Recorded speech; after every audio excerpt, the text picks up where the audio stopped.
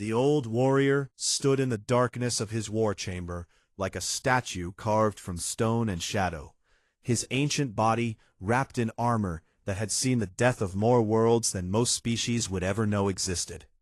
His name was Vrael Kothen, and he had lived for 4,000 years. Behind him, the viewing screens showed the burning curve of a human colony world, its surface glowing with the orange scars of orbital strikes that the Vyrathi Dominion had delivered just 6 hours ago. And even from orbit, the screaming of that world seemed to echo through the metal walls of the Drakari flagship they called the Silence of Worlds. But Vrael was not looking at the screens. He was looking at the creature chained to the gravity throne in the center of the room, a throne designed not for kings but for the condemned, a seat that held its occupant in place with invisible forces that pressed against bone and muscle until even breathing became a negotiation. The creature in the chair was Zareth Mal, Supreme Commander of the Vyrathi Dominion, the architect of a war that had already consumed 9 human worlds in less than a single galactic season, and even now, broken and bleeding from the battle that had finally brought him into Drakari hands, he was smiling. His mandibles were cracked, and one of his 4 eyes had swollen shut, and dark fluid that served as Vyrathi blood was dripping slowly from a wound above his jaw. But he was smiling, with the kind of arrogance that only comes from a being who believes his fleets will finish the job whether he lives or dies. Carrying the kind of weight that only millennia of survival can give a body. And he lowered himself into the chair across from Zareth, with the careful patience of someone who has learned that rushing is something only the young and the doomed do. Zareth tilted his head and studied the old warrior with his 3 remaining eyes. "I have heard stories about you," Zareth continued, his grin widening. "Vrael Kothan, the last elder, the Drakari who burned the Silurian Nebula and shattered the Gorvathi's spine fleet, and brought the Aurelian Empire to its knees in a single campaign that lasted less than 100 days. You were a god of war once, old one, and now look at you, serving as a guard dog for a species that has barely been among the stars for 1,000 years. He let out a rattling laugh that echoed off the dark walls. "Humans," Zareth said the word like it was something foul caught between his teeth. "Soft-fleshed vermin with no elder weapons, no deep time, technology, no war gods in their history. They feed fast and they die easy. When my fleets are done with them, they will be nothing more than a footnote in galactic history, a cautionary tale about what happens to prey animals that wander too far from their burrow." Vrael listened to every word without expression. His face, scaled and scarred and ancient beyond anything Zareth could truly comprehend, remained perfectly still, and his eyes, deep amber and burning with a light that seemed to come from somewhere far behind them, simply watched the Vyrathi commander the way a mountain watches a storm. When Zareth finally stopped talking, the silence that followed was heavier than the gravity pressing him into the throne. Vrael let it sit for a long time. Then he spoke, and his voice was low and rough and quiet in the way that truly dangerous things are always quiet. "You do not know what you have done," Vrael said. Zareth blinked his 3 working eyes. "I have done what every strong species does. I am removing the weak from the board." "No," Vrael said, and there was something in that single word that made the temperature in the room seem to drop. "You have made a mistake that I myself almost made 600 years ago, and it is a mistake that would have cost me everything, my empire, my people, my soul, all of it, if I had not been stopped by the very species you are trying to destroy." Zareth's grin faltered for just a moment, just a flicker, but Vrael saw it. "You think humans are weak because they are soft," Vrael continued, leaning forward slightly, his ancient armor creaking like the hull of a ship that has traveled too far. "You think they are prey because they feel pain and fear and sorrow more deeply than any species in this galaxy. You think their kindness is a flaw, their compassion is a disease, their love is a weakness that makes them easy to break." He paused, and let his amber eyes bore into Zareth's, like two dying stars. "I thought the same thing once," Vrail said. "I was the most powerful warlord this galaxy had ever seen. And I looked at humanity and saw nothing but fragile little creatures stumbling around in a universe they were too small to survive. I was wrong, Zareth. And before you die tonight, I am going to tell you exactly how wrong I was, because you deserve to understand the magnitude of the force you have foolishly invited upon yourself." Zareth tried to laugh again, but the sound came out thin and uncertain. "You're going to tell me a story, old one. Is that your weapon now, stories?" "Yes," Vrail said simply, "because stories are the only weapon that has ever truly changed anything. The Drakari learned that from the humans too."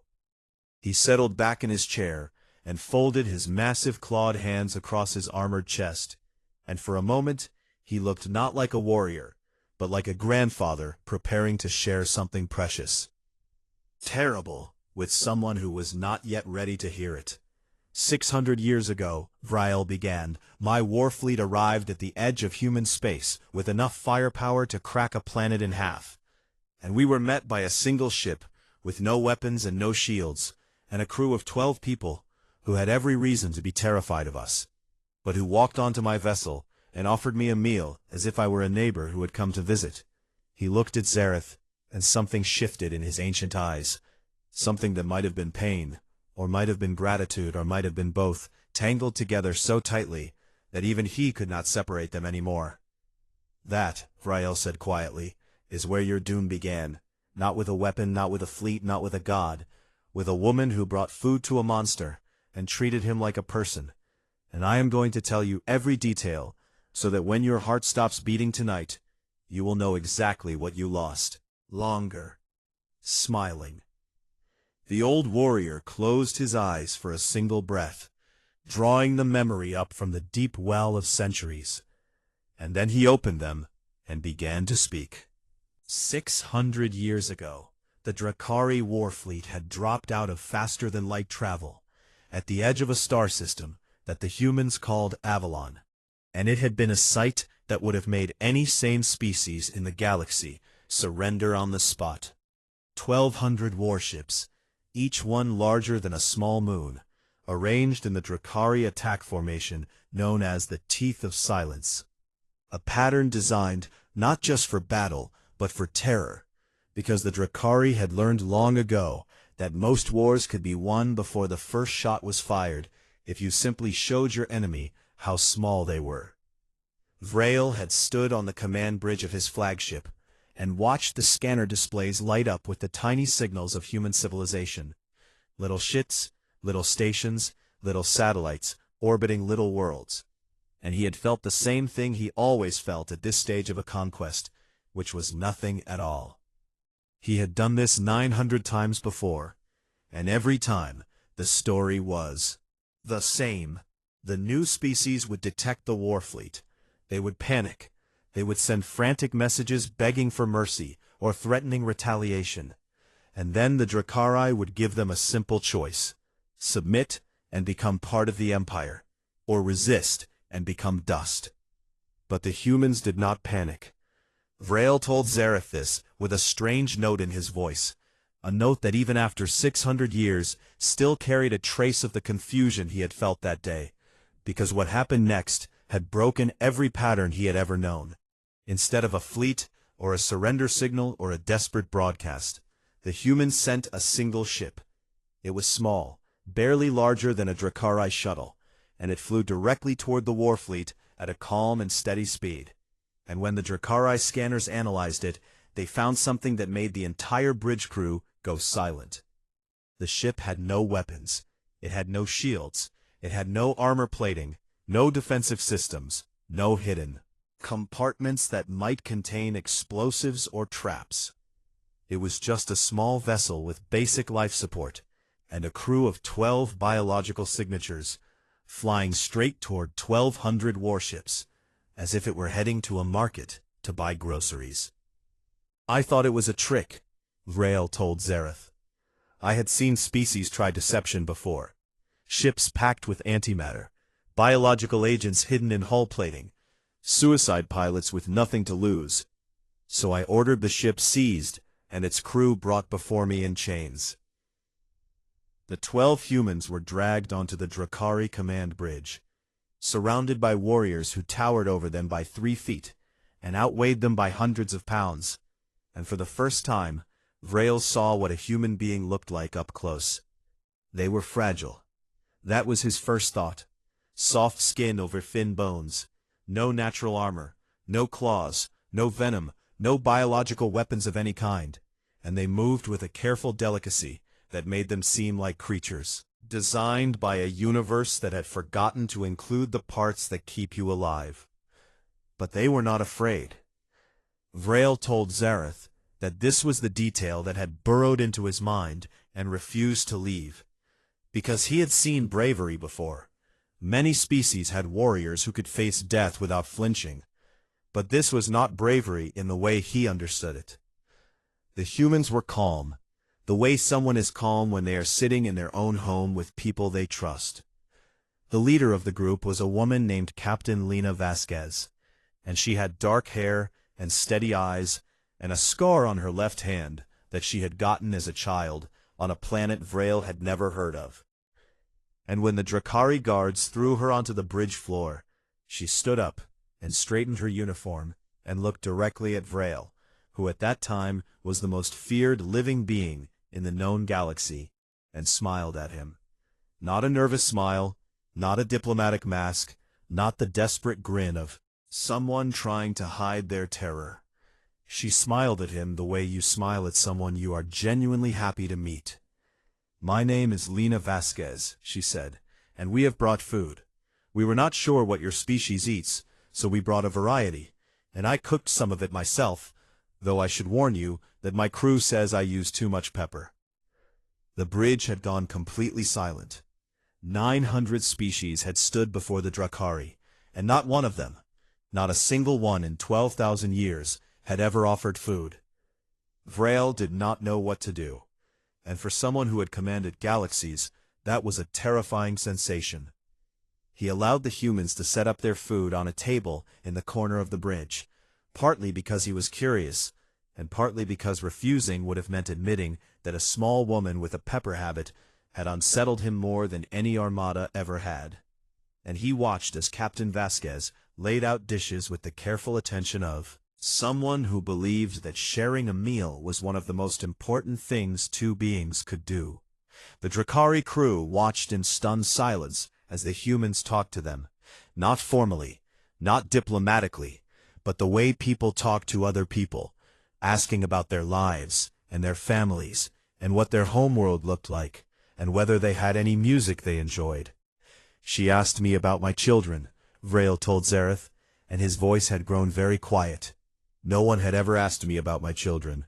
In 4,000 years of war, I had been feared and obeyed and worshipped and hated, but no one had ever looked at me and wondered if I had a family." Then came the moment that changed everything. A young Drakari soldier named Korath, barely 100 years old, and full of the aggressive nervousness that young warriors carry, like a weight they do not know how to set down, was standing guard near the human scientists, when one of them, a small man with glasses, made a sudden movement to reach for a piece of equipment. Korath reacted on instinct, and struck the man with the back of his clawed hand, sending him stumbling into a wall with a gash across his forehead. The bridge went tense, and every Drakari hand moved toward a weapon, expecting retaliation, expecting fury, expecting the trap to finally spring. But Captain Vasquez did not attack, did not shout, did not even look angry. She walked over to Korath, who was shaking and breathing hard, his clawed hands trembling at his sides, and she looked at him, really looked at him, the way a doctor looks at a patient. And she noticed something that no one else on that bridge had noticed. Korath had a cracked scale on his right hand, an old wound that had never healed properly, the kind of small injury that Drakari soldiers were expected to ignore, because showing pain was weakness, and weakness was death. "You are hurt," she said softly, and she reached out and took his massive clawed hand in her small human fingers, and turned it gently so she could see the wound. Korath froze, And Vrail told Zareth that what happened next was something he would carry with him until the stars themselves went dark. The young soldier, a warrior bred for conquest, trained to kill, armored in scales and fury, began to cry. Not loudly, not dramatically, but in the quiet, shaking way of someone who has held something inside for so long that when it finally escapes it comes out not as a roar, but as a whisper. Captain Vasquez treated his wound before she treated her own crewmate, and when Vrail asked her later why she had done that, she said something that he had never forgotten. Because he was the one who needed to know that someone cared. Vrail paused in his story and looked at Zareth, whose expression had shifted from scorn to something harder to name. "I ordered my war fleet to hold position that day," Vrail said. "Not because I was merciful. I had no mercy in me then, but because for the first time in 4,000 years I had encountered something I did not understand. And I was afraid that if I destroyed it before I understood it, I would be making the greatest mistake of my very long life." Zareth shifted in his chains. "So they fed you and cried at you and you were confused? This does not explain why I should fear them." Vrail looked at him with those ancient amber eyes, and something dark moved behind them. "That was just the beginning," he said. "What came next is the part that should terrify you. Because next, I will tell you what happened when I decided to test them, and what I learned about what lives inside those soft, fragile, impossibly stubborn little creatures when you try to break them." He leaned forward. "I learned that you cannot break something that chooses to stand up every single time you knock it down, not because it doesn't feel the pain, but because it feels the pain completely, and stands up anyway." Zareth said nothing, and the silence between them was filled with the distant sound of burning worlds. Vrail let the silence sit for a long moment before he continued, because the next part of the story was the part that still woke him in the deep hours of the night cycle, the part that had carved itself into his memory like a blade dragged slowly across stone. "Despite what Captain Vasquez had done," he said, "despite the food and the kindness and the way she had treated my soldier, I was not convinced, because I had lived for 4,000 years, and I had seen species try everything to avoid destruction. And I believed that what the humans had shown me was simply a different kind of strategy, a clever manipulation designed to make me hesitate." He told Zareth that the Drakari Elder Council had convened aboard the flagship to discuss the human problem. And after 3 days of debate, they had decided on a test, a small invasion of a single human colony to measure their true fighting capacity, to strip away the diplomacy and the kindness, and see what actually lived underneath. The target was a world called New Thessaly. It was a farming colony on the outer edge of human space, a green and quiet planet, with rolling hills and wide rivers and fields of golden grain that stretched to every horizon. And its population was 40,000 people. Farmers, teachers, shopkeepers, children, old people who sat on porches and watched the sun go down. The kind of place that existed not because it was strategically important, but because humans seemed to have a deep and stubborn need to plant things in soil and watch them grow. Vrail sent a strike force of 8,000 Drakari warriors, supported by assault ships and orbital platforms and ground vehicles that could flatten a city block in seconds, and he expected the colony to fall in a matter of hours. New Thessaly held for 11 months. Vrail told Zareth this and watched the Vyrathi commander's 3 working eyes widen slightly.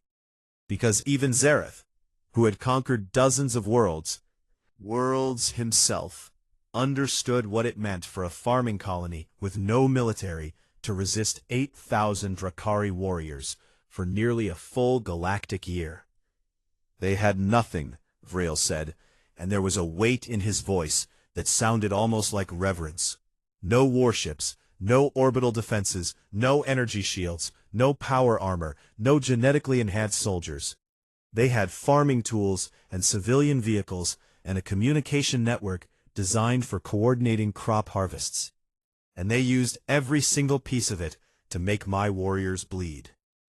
He described what happened in the first week when the Drakari landed expecting terrified civilians and instead found empty towns with every piece of useful technology stripped out and every road rigged with traps built from irrigation pipes and fertilizer compounds that the humans had figured out how to make explosive in less than 2 days.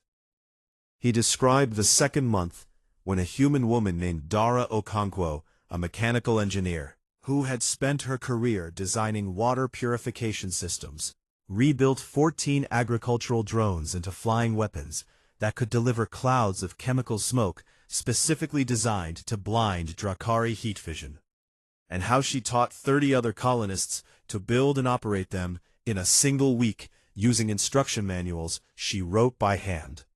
He described the fourth month when the Drakari finally adapted to the drone attacks by switching to ultraviolet scanning, and how a 16-year-old girl named Petra Vasilis, whose only previous accomplishment had been winning a school science competition, hacked into the Drakari communication network using audio frequencies embedded in human music, because she had noticed that certain musical tones resonated with the crystal-based components in Drakari transmitters and could be used to scramble their signals.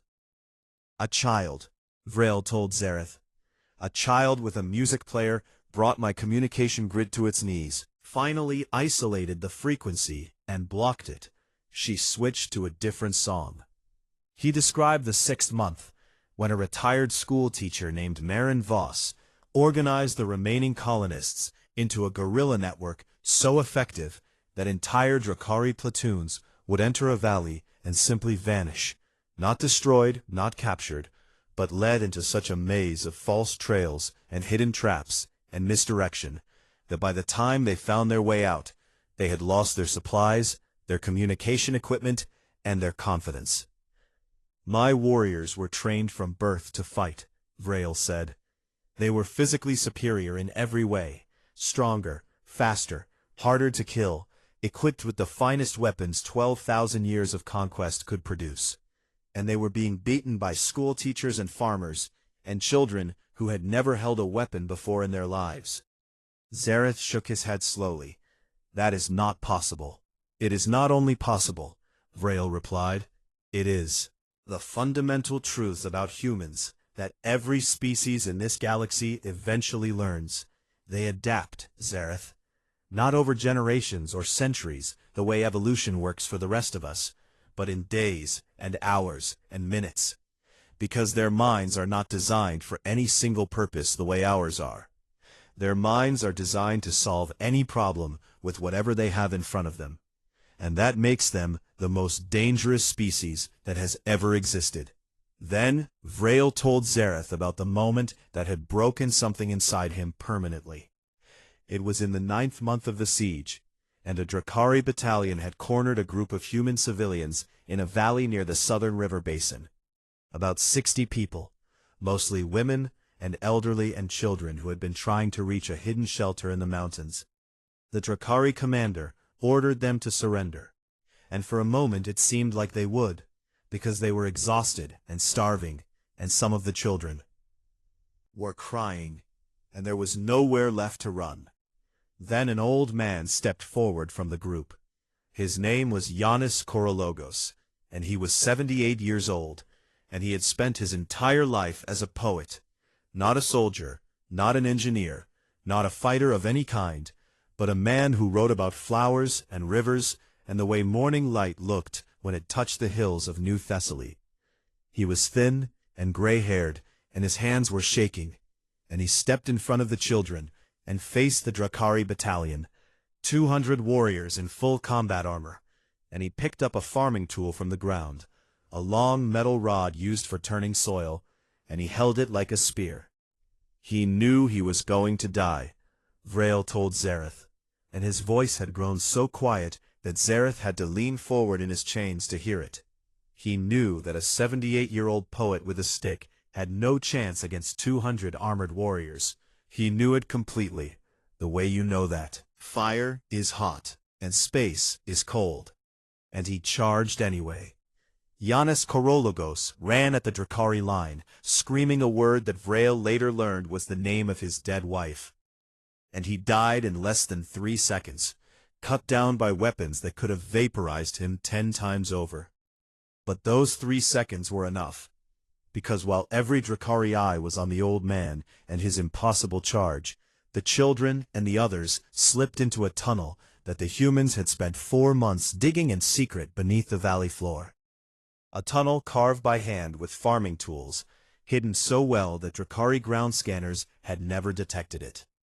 Vrail could see that Zareth was listening now, truly listening, not with the mocking patience of a prisoner waiting to die, but with the sharp and uncomfortable attention of someone who was beginning to suspect that the universe was much larger and much stranger than he had ever imagined. After we took New Thessaly, Vrail said, the colony was in ruins. The fields were burned, the rivers were choked with ash. The towns that those 40,000 people had built with their own hands over 2 generations were nothing but broken walls and empty streets. And my soldiers walked through them in silence because even they could feel that something sacred had been destroyed. He told Zareth that the Drakari Elder Council had been shaken to its foundations by the siege, not because they had won, but because of what the victory had cost them. 14,000 warriors dead, dozens of vehicles and ships destroyed, and an entire galactic season wasted on what was supposed to have been an easy conquest. Been a simple demonstration of power. The council was humiliated and furious, and they ordered Vrail to begin assembling an extermination fleet. Not a conquest force, but a killing force. A wall of ships designed to move through human space and leave nothing alive behind it. Vrail had begun preparations, because that was what he did. That was what he had always done. That was the only thing a 4,000-year-old warlord knew how to do when confronted with a problem. Destroy it and move on. And then the human ships arrived. They came out of faster-than-light travel at the edge of our staging area, Vrail told Zareth, and my fleet went to full combat readiness, and every weapon on every ship locked onto the human vessels, and we waited for the attack. But the ships were not warships. They were medical frigates, 12 of them, painted white with the human symbol for healing on their hulls, a simple red cross that Vrail had never seen before, would never forget. And they were broadcasting a single message on all frequencies in every language their translation systems could manage. The message said, "We are here to help your wounded, and we will not fire on you, and we ask that you do not fire on us." Vrail told Zareth that he had stood on his bridge and stared at that message for a full 10 minutes without speaking, because his mind could not process what he was seeing. The Drakari had just destroyed a human colony, had killed thousands of human civilians, had burned their homes and their fields and their schools, and humanity's response was to send doctors. "I thought it was a trap," Vrail said. "I thought it had to be a trap, because nothing in my experience, nothing in 12,000 years of Drakari history, suggested that any species would respond to the destruction of their own people by offering to heal the ones who had destroyed them. But it was not a trap. The human government had released a public statement that was broadcast across the entire galactic network, and Vrail recited it to Zareth from memory, because he had read it so many times that the words had become part of him. The statement said, "The Drakari soldiers who fought on New Thessaly are injured and they are suffering, and that is enough reason for us to help them, and we do not require any other reason." The medical frigates were allowed to dock. Vrail gave the order himself, though he could not fully explain why even now. And human doctors and nurses and medics walked onto Drakari warships and began treating wounded soldiers who just weeks ago had been burning their world. Vrail described what it was like to watch those small, soft, fragile humans moving through the medical bays of his flagship, treating Drakari warriors who towered over them, stitching wounds and setting bones, and administering medicines they had developed specifically for Drakari biology, because they had. studied the bodies of dead Drakari soldiers from New Thessaly, not to find weaknesses, but to find ways to heal them. Some of those doctors had lost family on New Thessaly, Vrail said, and his voice had become very rough. Some of them had brothers and sisters and parents who died in the siege, and they walked onto my ships and treated the soldiers who had killed their families. And when my warriors asked them why, and they all asked, every single one of them asked, the humans gave different answers, but they all meant the same thing. They said, because you are in pain, and we can help, and that is what we do. They said, because cruelty does not stop cruelty, only kindness stops cruelty. They said, because if we let ourselves become like the war wins even if we survive. Then Vrail told Zareth about Dr. Amara Osei. She was a trauma surgeon from a human world called Nairobi Station, and she was 43 years old. Younger brother in the siege of New Thessaly. He had been one of the farmers who stayed behind to cover the evacuation of the southern settlements, and had been killed on the last day of the fighting. Dr. Osei had volunteered for the medical mission 3 days after learning of her brother's death.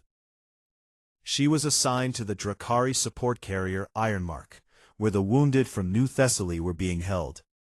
And for the first 2 weeks, she worked 16-hour shifts, treating soldiers with the same focused care she would have given any patient in any hospital on any world. Then the call came in. The daughter of a Drakari general, a young girl named Vessa, barely 30 years old by Drakari standards, which made her practically an infant, had been critically injured in a training accident on a nearby vessel, and the Drakari medical staff did not have the surgical expertise to save her, because the injury involved a complex rupture in her secondary cardiovascular system that Drakari medicine had never learned to repair. Someone, Vrail never found out who, contacted the human medical frigate and asked if any of their doctors could help. Dr. Osei answered the call. She was transported to the Drakari vessel, and she walked into an operating room filled with Drakari medical officers, who looked at her with a mixture of desperation and shame, because they were asking the enemy to save one of their own children. She looked at the young girl on the table, and she did not hesitate. She operated for 30 consecutive hours. Vrail repeated that number to Zareth slowly. 30 hours without rest, without food, without stopping, because he wanted Zareth to understand what that meant for a human body, which was not built for endurance the way a Drakari body was, which felt exhaustion and pain and hunger acutely and personally in a way that made 30 hours of surgery an act not just of skill, but of willpower that bordered on self-destruction. At hour 22, she began shaking so badly that one of the Drakari nurses had to hold her hands steady. At hour 26, she could no longer stand without support, and they brought her a chair that she operated from, while a Drakari assistant held surgical tools for her because her fingers were cramping. At hour 30, she closed the final wound, and the monitors showed that Vessa's cardiovascular system was functioning, and that she would survive. And Dr. Osei looked up at the room full of Drakari who had been watching her in absolute silence, and she smiled a tired, broken, beautiful smile, and then she collapsed. She woke up 6 hours later in a Drakari recovery bed with Korath, the same young soldier from the first contact, now a captain, sitting beside her. Korath had been stationed on the carrier, and he had watched the entire surgery through the observation window, and when Dr. Osei opened her eyes, he was there with a cup of water, and a question that he had been holding inside for hours. "Why?" he asked, and his voice cracked on the word. "We destroyed your world. We killed your people. My hands have human blood on them. Why would you save one of our children?" Dr. Osei took the water and drank it slowly, and she looked at Korath with eyes that were red with exhaustion, and still somehow full of a warmth that he did not deserve, but that she gave freely. And she said 7 words that Korath carried back to Vrail, and that Vrail carried in his heart for 600 years, because she is someone's child. That is all she needs to be. Vrail stopped speaking, and the war chamber was silent, except for the low hum of the ship, and the distant rumble of engines, and the sound of Zareth breathing, which had become uneven and strange. Korath brought those words to me, Vrail said, and I brought them to the Elder Council, and for 3 days, 3 full days, the most powerful warlords in galactic history sat in a room together and said nothing, because none of us had ever been given a gift we did not know how to hold. He looked at Zareth. On the 4th day, for the first time in 12,000 years of empire, the Drakari sued for peace. Not because we were defeated, not because we were outmatched, not because we had no choice, but because a human doctor who had every right to hate us looked at a Drakari child and saw only a child. And that single act of mercy broke something inside us that all the armies in the universe could not have touched. Zareth's mandibles were trembling, and his 3 remaining eyes were bright with something he clearly did not want Vrail to see. "That is weakness," Zareth whispered, but the word came out hollow and thin, like a shell with nothing inside it. "No," Vrail said, and his voice was the gentlest it had been all night. "That is the most powerful force in the universe. Took an empire of conquerors and turned them into something they never imagined they could be. And it did it not with threats or violence or manipulation, but simply by showing us that there was a better way to be alive." He paused.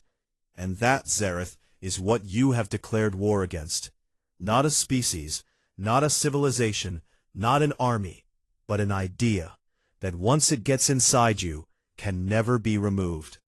The idea that every living thing deserves kindness, even the ones who have done terrible things, even the ones who do not yet know how to be kind themselves." Zareth said nothing, and in his silence, Vrail could hear the sound of something very old and very hard beginning to crack. Vrail stood from his chair slowly, the way mountains rise from the earth, not quickly, not dramatically, but with a weight and permanence that made the air itself seem to move aside for him.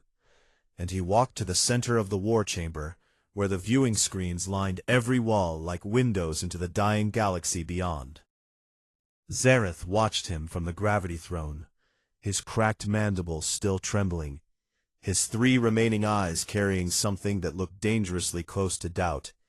And for the first time since he had been dragged into this room in chains, he looked like what he truly was. Not a supreme commander, not a conqueror, not a god of war, but a creature sitting in the dark, listening to a story that was dismantling everything he had ever believed about the universe. "You want to know why I am telling you all of this," Vrail said without turning around. "You want to know why I am wasting the final hours of your life on the story of a woman who brought food to, a monster and a poet who charged an army, and a doctor who saved a child. You think these are just stories, just sentimental nonsense from an old warrior who has gone soft." He turned to face Zareth, and the amber light in his ancient eyes was burning with something vast and terrible and beautiful. "But you are wrong, because I am not telling you stories. I am telling you what is about to happen to you, and I need you to understand it completely, so that in the last moments of your life, you will know that you are not defeated by chance, or by luck, or by superior firepower, but by something so much larger than any of those things, that your mind will barely be able to hold it." Vrail told Zareth about the 600 years that had passed since that first contact, since the food and the kindness and the siege and the mercy, and how in those centuries the Drakari had been transformed in ways that no war or conquest or natural disaster had ever managed to transform them. Drakari children now learned to paint and to sing alongside their combat training, because the humans had shown them that a warrior who understands beauty fights not for destruction, but for preservation. Drakari scientists worked alongside human researchers, not to develop weapons, but to heal the worlds that the old empire had scarred, replanting forests on planets they had burned, restoring oceans they had poisoned, rebuilding ecosystems they had shattered in their 12,000-year march across the stars. The Drakari Empire, the most feared military force in galactic history, had dissolved itself and reformed as a republic, not because it had been forced to, but because its people had looked at the way humans governed themselves, and had decided that there was more honor in choosing your leaders than in being born under them. Humans did not conquer us, Vrael said. They did something far more dangerous. They made us want to be better, and once that desire takes root in a species, it cannot be removed.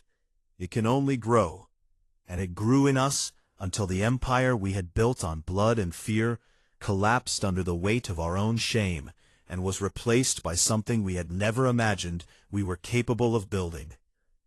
And it was not just the Drakari.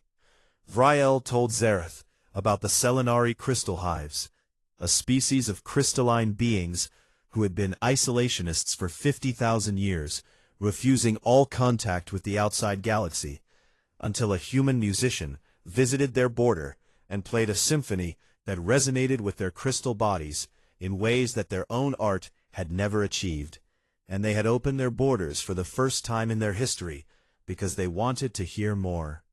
He told him about the Gorathi deep swimmers, a species of aquatic giants who lived in the crushing depths of gas giant oceans, and who had been locked in a civil war for 3,000 years, until a team of human diplomats dove into their world in pressure suits that should not have survived, and spent 4 years living among them, and mediating a peace that no one in the galaxy had believed was possible. He told him about the Tellurian machine minds, artificial intelligences the size of small planets, who had long ago decided that biological life was an inefficient curiosity not worth preserving, until a human philosopher spent 11 years in digital communication with their primary consciousness and convinced them that the messy, painful, glorious chaos of biological existence was not a flaw, but a feature. That suffering and joy and love and loss were not bugs in the code of life, but the entire point of the program. He told him about the Urani swarm mothers, a hive species that had viewed all non-hive life as a threat to be eliminated, until a human xenobiologist named James Chen walked unarmed into the heart of an Urani colony, and spent 6 months learning their pheromone language so he could tell them a joke. Simple, stupid human joke about a chicken crossing a road. And the swarm mother had laughed, and it was the first time in her species' history that an Urani had laughed at something created by another kind of being, and she later said that in that moment she understood for the first time that the universe was not a competition, but a conversation. "Do you see it yet?" Vrael asked, turning back to Zareth with those burning amber eyes. "Do you see the pattern? Because it is always the same. Always. Humans do not conquer with weapons. They conquer with connection. They reach into the heart of every species they encounter, and they find the thing that has been locked away and forgotten, and they set it free. And once it is free, it changes everything." Zareth was breathing hard now, his chains clinking softly as his body shook with something he could not name. "This is propaganda," he said again, but his voice was a whisper, and the words sounded like they were being spoken by someone who no longer believed them. Vrael shook his head slowly. "It is not propaganda. It is a warning, and you should have received it before you launched your fleets.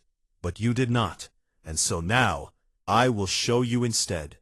He raised his hand, and the viewing screens around the war chamber flickered and shifted, the burning colony world disappearing as the displays changed to show a wider view.